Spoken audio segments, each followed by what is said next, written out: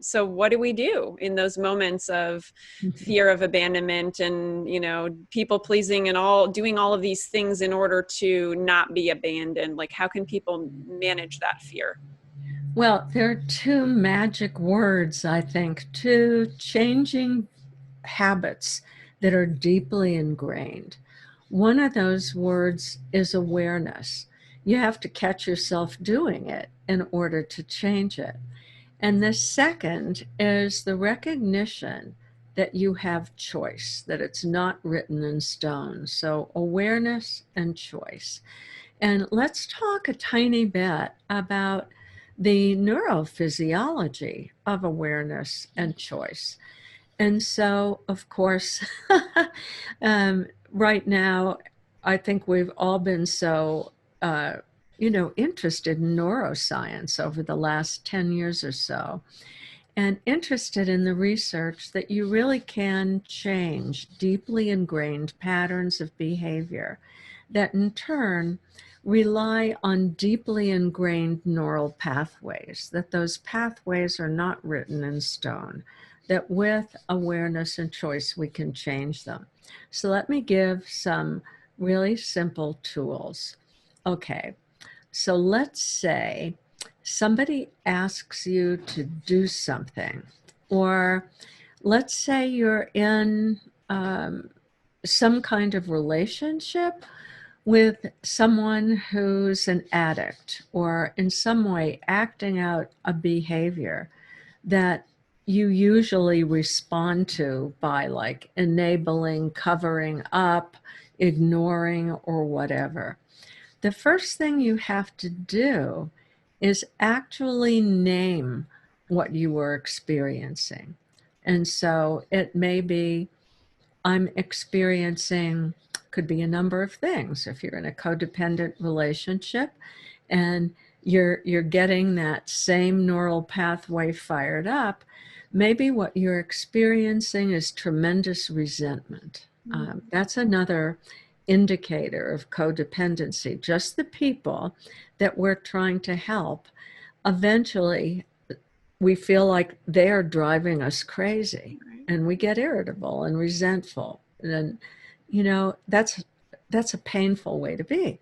So maybe we would say to ourselves, okay, resentful, seething, angry, whatever it may be. Or let's say somebody has just asked you, a friend, to do something and you can't do it. And what you are feeling is frightened. If I don't do this, they won't like me. So you actually have to be mindful. What is your inner state? How have you reacted to this? And it turns out if you can name it, fear, anger, resentment, whatever, but something real, not something abstract, something you're actually experiencing. If you name it, your emotions actually diminish. So what they say in circles of neuroscience is name it to tame it. You'll calm down your limbic system.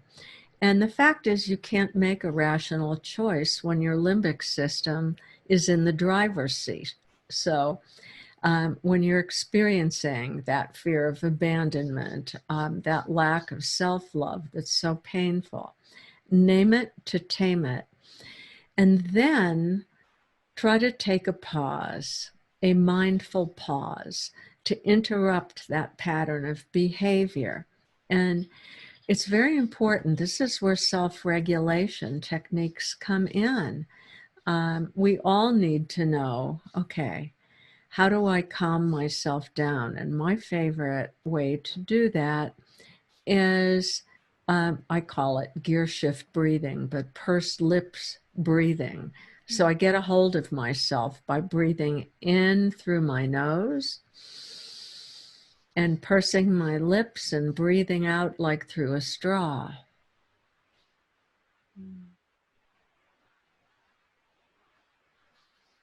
3 or 4 of those actually changes what's going on in the body. It calms us down.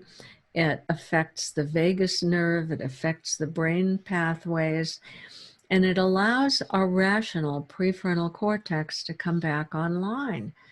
And then we say to ourselves, we can say, okay, this is really hard to do, but what I know is I have to take care of myself. That's what I know. How can I do what I need right in the moment? What can I say? And sometimes, you have to say it pretty quickly.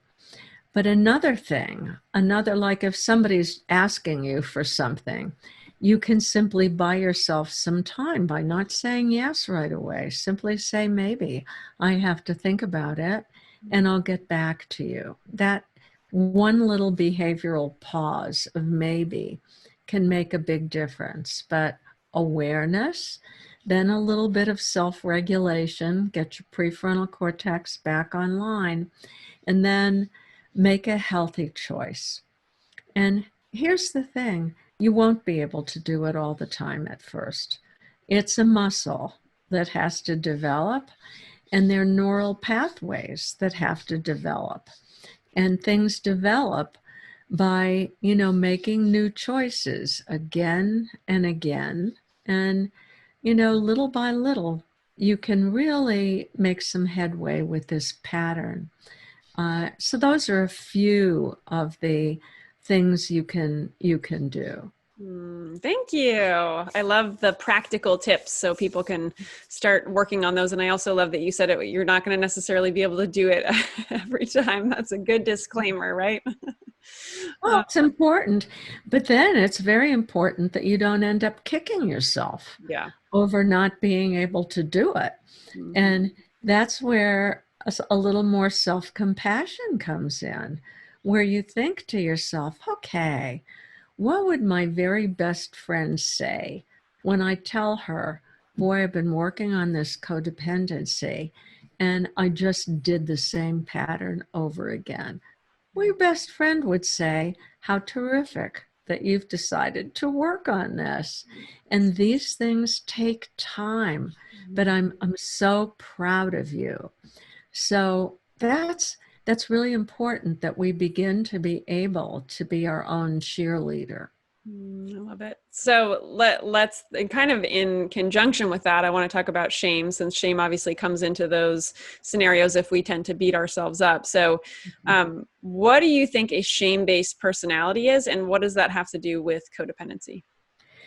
Well, it has everything to do with it, because shame is the most painful of all the emotions, because what shame does is it triggers the deepest fear of abandonment. And everybody knows what shame feels like. It feels terrible. It feels like, oh my God, I wish the earth would open up and just swallow me. I don't want anybody to, you know, to be able to see me anymore. And what comes from that are stories that really pull us in, stories that people ruminate about. And what that leads to is a very difficult brain stage. So let me describe that a little bit further.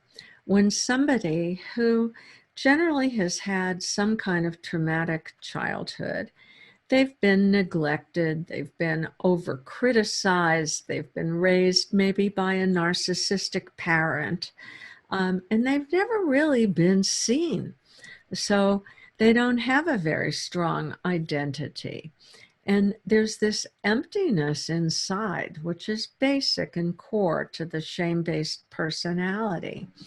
There's always the fear, I've done something awful. The tribe is going to reject me.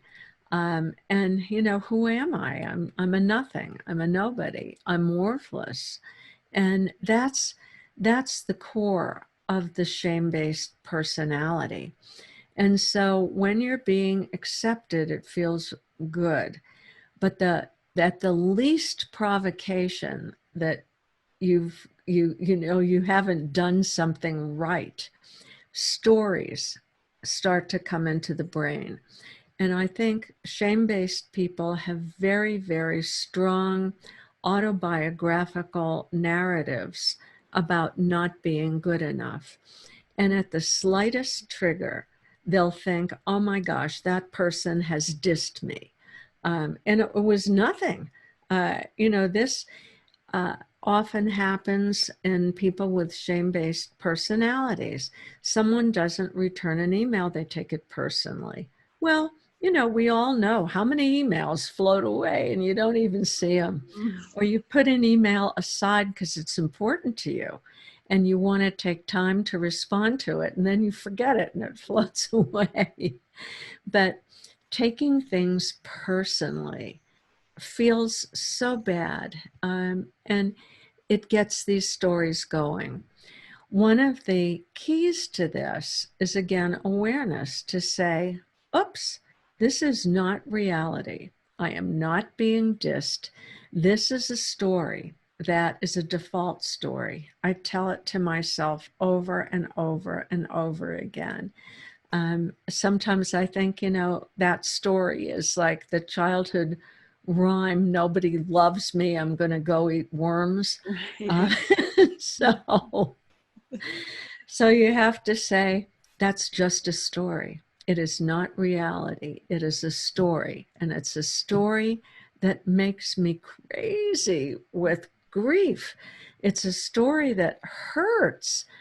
And once again, you use your self-regulation skills to back up, get a larger perspective. If you're really stuck in a story like that, very basic things help, like lifting your eyes to the horizon to get a larger perspective, because you're stuck in what's called selfing. You're thinking only about I, me, and mine. And that's such a loss of perspective because our world's so much larger than that. So I will say, once again, name the story, self-regulation, back up, get some perspective, and really ask yourself the question, what do I need right now? What is it that helps me regain perspective? And for some people, it's just distraction. It's like, it's a good time to go do your email and divert yourself. Right. The email that floated away, go do it. Yeah. For some people, it's exercise. This is a great moment to do some yoga postures or get on your exercise bike or go for a walk or a jog or whatever it is. But any of those things that generally make you feel better will put you back in your right mind, will take you out of the hole in your limbic system. The other thing that I think is very, very important is that there's been quite a lot of neuroscientific investigation of rumination, because shame-based people ruminate a lot because they're always worrying about what other people think of them. And there's a whole midline circuit of rumination that extends, from the middle of the forehead, kind of back into the brain. And what it does is, that's where your stories live. That's kind of the self-narrative, the self-defeating narrative that repeats network. And you've got another network that's more lateral, which kicks in when you're mindful, when you're curious, when your story stops.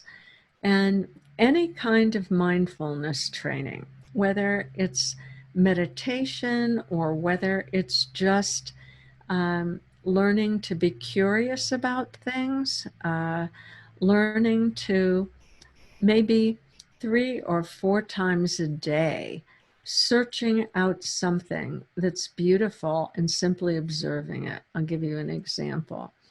Here's one of mine from yesterday.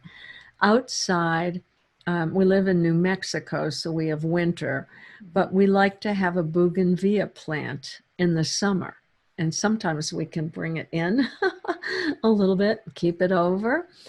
And so we have this tall bougainvillea, so many beautiful blossoms, and the evening light was starting, and those flowers look luminous from inside. So I'm like this close, foot, my nose is practically in those beautiful flowers, and I'm noticing the little inner white, part of the flowers where the pistil and stamen is. And all of a sudden, a hummingbird comes and it takes nectar from 4 different flowers. It completely ignores me. I'm practically in its face. And I could not believe how beautiful that was. And so I stayed with that. I noticed, what does that feel like? And it feels so wonderful. It has nothing to do with I, me, and mine. It has to do with the beauty of nature. It has to do with being curious, being present, being in the now. And I think being aware of beautiful things just a few times a day helps to cultivate mindfulness. Or being in the shower, and instead of spending your time in the shower rerunning stories that are painful or planning your day, what about just enjoying the shower? I mean, showers are wonderful. You get, all those nice suds, the good feelings of massaging your scalp, the warm water relaxing your muscles. Any kind of mindfulness training actually stops this. It's called the default mode network, that storytelling network of I, me, and mine. It calms it down so that you begin to have less of an issue with your identity and its dependence on other people. And you begin to develop a more stable inner self of, it's all okay. Here I am. Even if somebody doesn't like me, oh well. Beautiful. Takes time though. Thank you. Oh, I love the hummingbird story. That is so beautiful. I got the chills just experiencing that, re-experiencing that with you. That was so beautiful. I like experiencing it too. See, good moments like that. Keep living.